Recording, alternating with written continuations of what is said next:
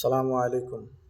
আজকে আমাদের সমাজে যারা মাদ্রাসা পড়ালেখা করে, যারা মাদ্রাসা পড়ে আলেম হয়, মাদ্রাসার ছাত্র যারা পড়ালেখা করে, আমাদের সমাজের কিছু কিছু আহ, শিক্ষিত মূর্খ কিছু লোক আছে। শিক্ষিত মূর্খ কেন বললাম? এরা জেনারেল শিক্ষিত অর্জন করছে, কিন্তু ইসলামিক জ্ঞান তাদের ভিতরে নাই, যার জন্য তাদেরকে মূর্খ বললাম। আবার সবাই না, কিছু কিছু আছে ভালো। তো এরা মনে করে যে মাদ্রাসার ছেলেরা, মাদ্রাসার ছাত্রদের দ্বারা এই রাষ্ট্রের কোনো কাজ হবে না, মাদ্রাসা পড়ুয়ার দ্বারা রাষ্ট্রের কোনো উন্নতি হবে না। এরা জেনারেল শিক্ষা করতে করতে করতে করতে এতটুকু পর্যায়ে শিক্ষা করছে যে এরা ইসলাম সম্পর্কে, মাদ্রাসা পড়ুয়া আলেমদের সম্পর্কে কোনো ধারণাই তাদের নাই।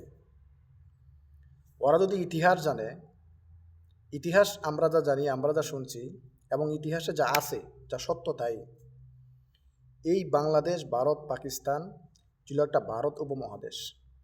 আর সেই ভারত উপমহাদেশটা ইংরেজরা তাদের শাসনে নিয়ে যেতে চাইছিল।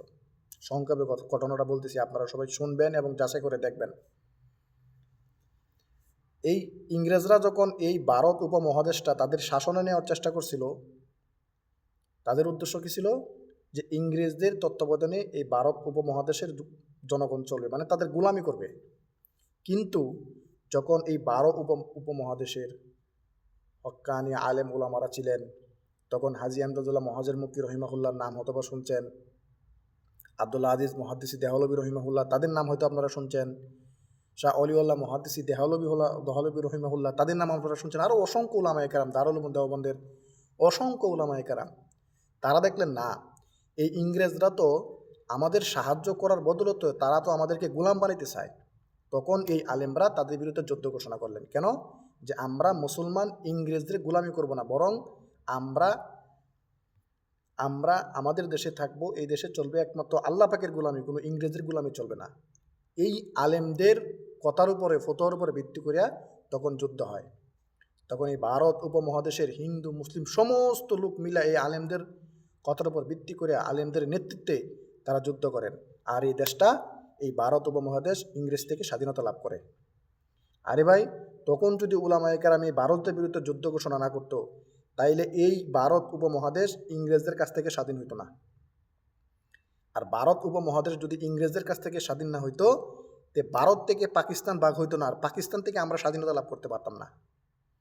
কিন্তু এই ছাগলেরা আমাদেরকে আজীবন, আমাদেরকে সত্যিকারের যে ইতিহাস, এটা আমাদেরকে তারা জানতে দেয় না। এমনকি আমাদের ছোটো ছোটো বাচ্চাদেরকেও জানতে দেয় না। তারা শুধু খালি মিথ্যা একটা বানোয়াট ইতিহাস তুলে ধরিয়া আমাদের মস্তিষ্কে ঢুকাই দিতে চায়।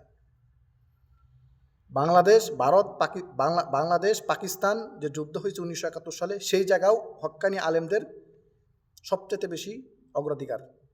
আলেমরা যদি পরামর্শ না দিতেন, আলেমরা যদি নেতৃত্ব না দিতেন, তাহলে যুদ্ধই হয় না। আলেমদের পরামর্শের উপর ভিত্তি করে, আলেমদের নেতৃত্বের উপর যুদ্ধ ভিত্তি করেই আজকে এদের স্বাধীন হয়েছে।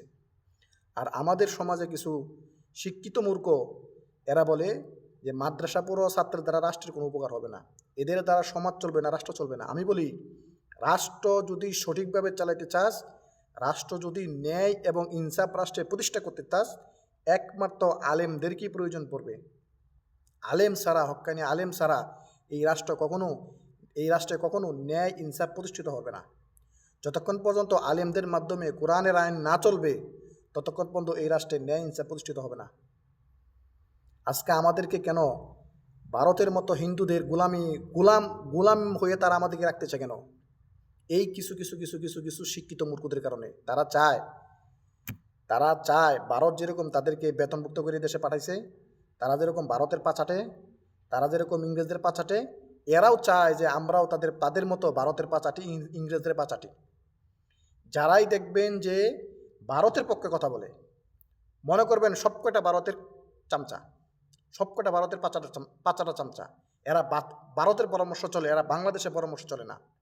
এরা চায় এই দেশটাকে ভারতের হাতে তুলে দেওয়ার জন্য, এই দেশের জনগণকে ভারতের চামচামি করার জন্য। এই দেশে তারা ইসলাম রাখতে চায় না, এই দেশে তারা ইসলাম প্রতিষ্ঠিত কিনা চায় না। সুতরাং যাদের মুখে শুনবেন ভারতের পক্ষপাতিত্ব নিয়ে আলোচনা হয়, ভারতের পক্ষ নিয়ে কথা কয়, তারাই এই দেশের স্বাধীনতা বিরোধী, তারাই এই দেশের ইসলাম বিরোধী, তারাই এই দেশের বাংলাদেশ বিরোধী। এরা ভারতের চামচা। এদের জবানকে বন্ধ করুন। আর এদের জবানকে বন্ধ করতে হইলে এই দেশে আগামী রাষ্ট্রের পরিচালনার দায়িত্ব 100 থেকে 100 আলেমদের হাতে দিতে হবে। আলেমদের হাতে যতক্ষণ পর্যন্ত এই দেশে রাষ্ট্র পরিচালনার দায়িত্ব না আসবে ততক্ষণ পর্যন্ত এই চামচাগিলার মুখ বন্ধ হবে না, ভারতের হাত থেকে এদের শান্তি পাবে না, ইংরেজদের দালালদের হাত থেকে মুসলিম কখনো শান্তি পাবে না। আসসালামু আলাইকুম।